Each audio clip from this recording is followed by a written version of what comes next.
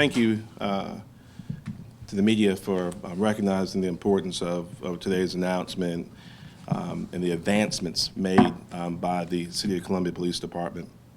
And thank, obviously, the men and women of this department that make us so proud every single day with the work that they do in Columbia and supporting the entire Midlands.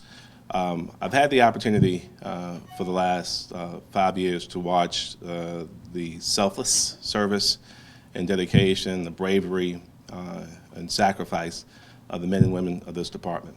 I've had the benefit for the last 2 years of honestly of seeing, I think, one of the finest men in law enforcement I've ever met lead this department to new heights. I've had the opportunity through my leadership in the U.S. Conference of Mayors, the African American Mayors Association, Ms. Devine is a leader in the National League of Cities, to interact with our peers on the national level, on constant engagement with the White House on the President's 21st Century Policing Task Force. And I will say without reservation that the City of Columbia is a leader nationally and in the vanguard of changing the culture of policing for the better, keeping all the old things that make men and women in blue proud of the jobs they do, but also adjusting well for this new century in which we all live.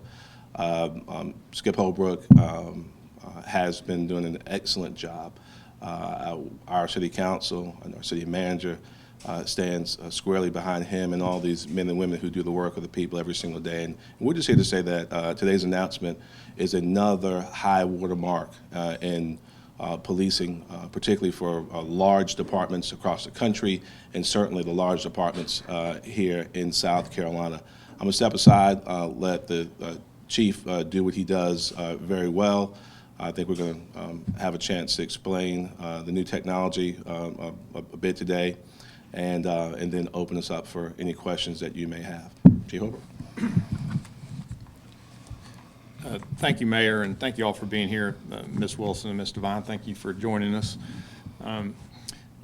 First of all, it's, you know, I simply steer the ship.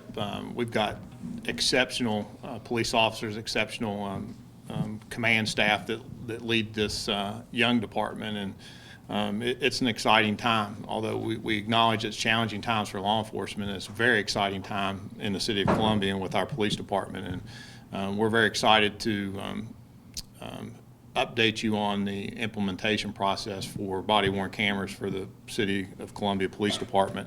And if I could, I'd like to give just a kind of a quick overview of where we were and how we got to where we are now.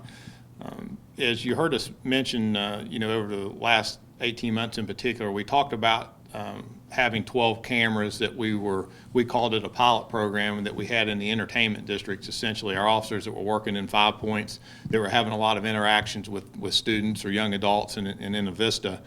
But in December of 2014, the mayor announced his Justice for All initiative, and that coincided with President Obama's directive to form the President's Task Force on 21st Century Policing. So it all it was an opportunity for us to really commit. And at that time, we committed to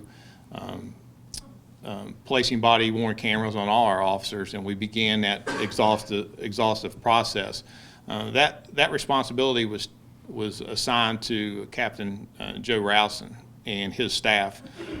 He was assisted by Catherine Hartley Benson and Chris Carrizales, and they began looking at over a dozen vendors and just researching and evaluating, and then they refined that down to 6 and further down to 4, and then we did a very exhaustive T&E period over the summer, where we had 15 officers that participated in this evaluation of these different products. And that's how we arrived where we are today. We selected the Coban, it's called the Echo body camera, and that's what our distinguished model is displaying today. It's worn center mass. It has a built-in audio mic. A couple of the things that we looked at that I think is important to note as we were doing the evaluation is we looked at obviously the durability of the camera, the process of uploading the data, the memory, the battery life. We work 12-hour shifts, but most importantly, we wanted to explore field of view, the focus, distortion, and color and sharpness. And one of the things that was particularly important to us was we wanted it to best reflect what our officers see. And what I mean by that is we didn't want to have enhanced footage that would depict something beyond what the officer was able to see, or in terms of the view, the scope of the view, the depth, brightness, or focus. So this best fit that criteria, and we're very happy with it. It also is the same product or manufactured by the same manufacturer that does our in-car cameras, our co-band system. So we already have the infrastructure in place in terms of data downloading and storage. So it puts us on very solid ground with a very proven company, and we're very excited about that. The other thing that's important that I wanted to mention, and the mayor mentioned it briefly, was the importance of the President's task force recommendations on 21st century policing. That recommendation, or the result of that task force, was 59 recommendations with 92 action items for federal, state, and local law enforcement to follow. And this, the purpose of this is really to build legitimacy and trust in the community between the communities we serve and law enforcement. But it focuses on 6 areas which are referred to as pillars. The first one being building trust and legitimacy. The second one is policy and oversight. The third is technology and social media. And number 4 is community policing and crime reduction. 5, officer training and education. And 6, officer wellness and safety. The body-worn camera program perfectly fits in Pillar 1 and Pillar 3, building that trust and legitimacy in the community, and then embracing technology to help us be a better police force.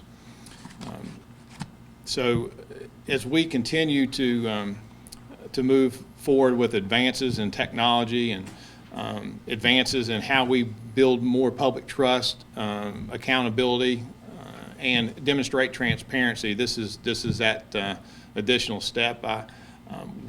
This isn't the silver bullet by any means, but I think this is certainly something that's important. It's the policing of the future.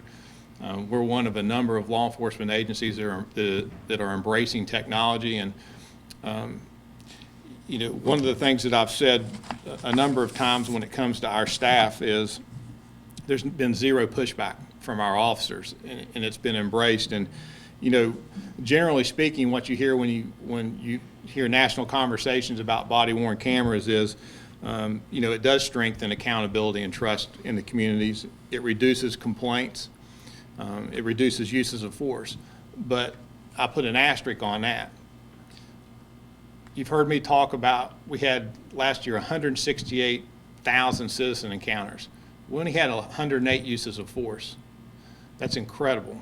So, yes, this is an extra layer of accountability and our ability to quickly get to the bottom of problems when they arise.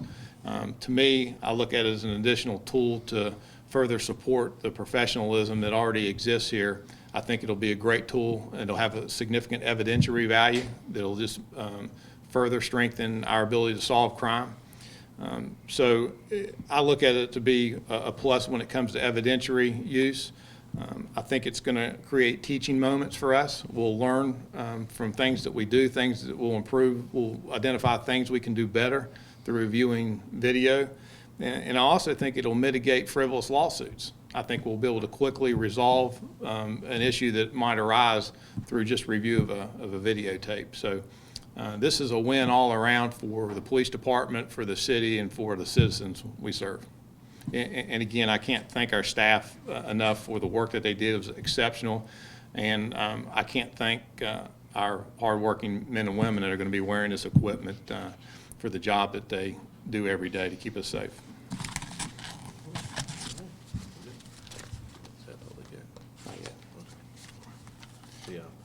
And we can take any questions.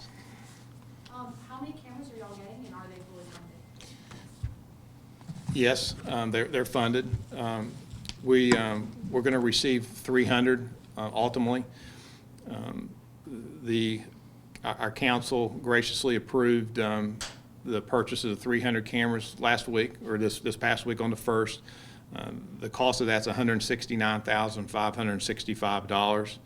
$79,000, a little over $79,000 is coming from JAG, Justice Assistance Grant Program, and the balance will come from our camera fund.